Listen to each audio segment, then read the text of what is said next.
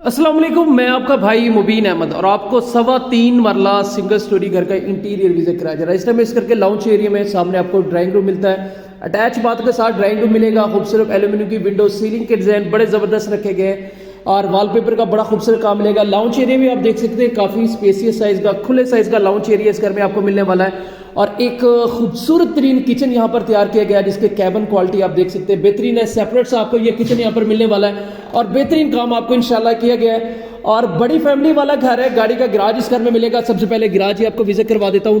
तो ये आपका गाड़ी का गैराज, इजीली गाड़ी पार्क कर सकते हैं। टोटली आबाद एरिया में इंशाल्लाह ये घर मौजूद है। साथ में इस घर का मास्टर साइज का bedroom with attach bath ventilation के साथ मिलेगा और खूबसूरत तरीन काम है। नूर पार्क सोसाइटी, गज्जुमत्ता, आहलू रोड, लाहौर में घर वाक़ है। सिर्फ ही 36 लाख रुपए, 36 लाख रुपए इस घर की डिमांड टोकन पे नेगोशिएबल है। बाकी मजीद डिटेल के लिए चैनल सब्सक्राइब करें और फोन पर रब्ता करें।